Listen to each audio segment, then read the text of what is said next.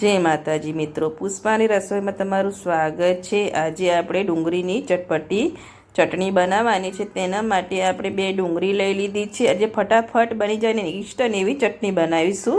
તેના માટે ડુંગળીની આપણે પહેલાં છાલ ઉતારી લેવાની છે। 2 સાઈડ ડેટાનો ભાગ કાઢી લઈશું અને છાલ ઉતારી દઈશું। અત્યારે ઉનાળામાં દરેકને શાકનો પ્રોબ્લેમ હોય છે, પણ આ ચટણી જો તમે દાળ ભાત સાથે ખાશો તો બહુ ટેસ્ટી લાગે છે। તમે એમને પણ આ ચટણી ખાઈ શકશો અને રોટલી સાથે પણ બહુ સરસ લાગે છે। એકવાર જરૂરથી ટ્રાય કરજો।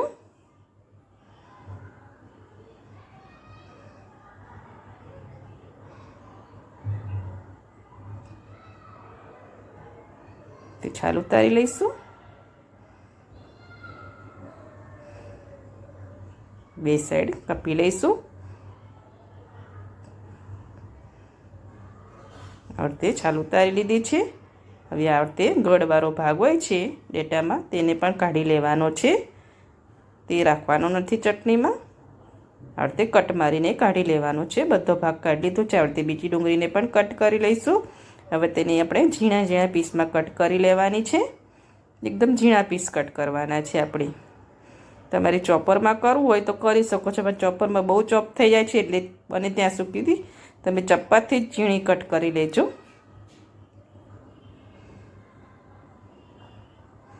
આ રીતે ઝીણી ઝીણી કટ કરી લેવાની।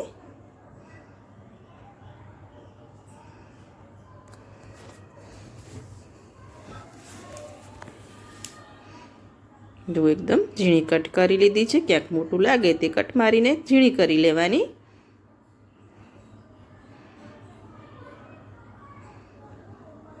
આ રીતે 2 ડુંગળીને આપણે કટ કરી લઈશું અને પ્લેટમાં લઈ લઈશું। કટ કરી લીધી છે, જો એકદમ ઝીણી કટ કરી લીધી છે, પ્લેટમાં લઈ લીધી છે।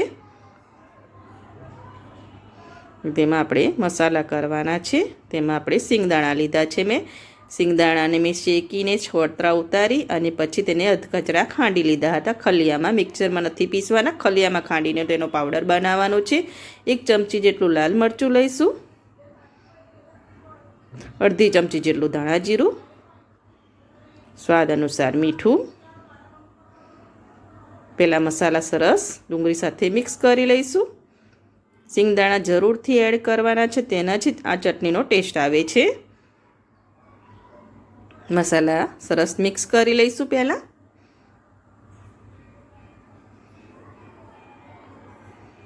મસાલા સરસ મિક્સ થઈ ગયા છે, તેની સાઈડમાં રાખીશું। હવે લીલા મરચાં લીધા છે।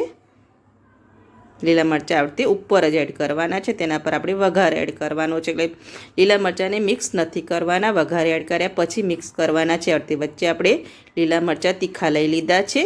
1 ચમચી જેટલું તેલ ગરમ કરી લીધું છે। જીરું લઈ લઈશું, અડધી ચમચી જેટલું। જીરું સરસ તતરી ગયું છે। હવે તે ગરમ તેલને આપણે લીલા મરચાં પર જ એડ કરી દઈશું। હવે સરસ વઘાર આપણો ચટણીમાં બેસી જાય। હવે સરસ તેલને આપણે મિક્સ કરી લઈશું ચટણી સાથે। આ રીતે મિક્સ કરી લેવાનું છે।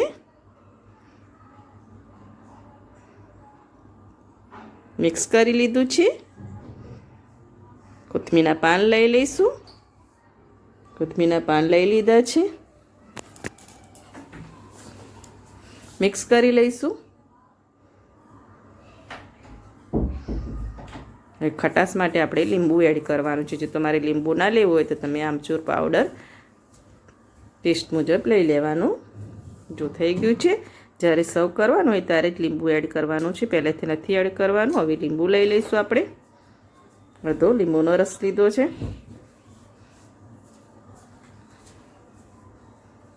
બિયા લઈ લઈશું।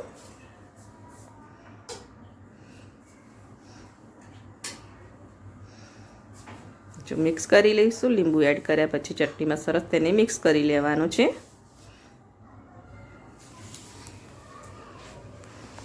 બનીને રેડી થઈ ગઈ છે। રોટલી લઈ લીધી છે, સર્વ કરવાની છે રોટલી સાથે। ખાવામાં બહુ ટેસ્ટી લાગે છે। જો એકદમ ટેસ્ટી એવી ડુંગળીની ચટણી બનીને રેડી થઈ ગઈ છે। તમે એકવાર જરૂરથી ટ્રાય કરજો। અને જો તમને મારી ડુંગળીની ચટણીની રેસીપી ગમતી હોય તો મારા વિડીયોને લાઈક કરજો, સબસ્ક્રાઈબ કરજો, બેલ આઇકન જરૂરથી દબાવજો, એકદમ ઝટપટ અને ટેસ્ટી એવી ડુંગળીની ચટણી બનીને રેડી છે।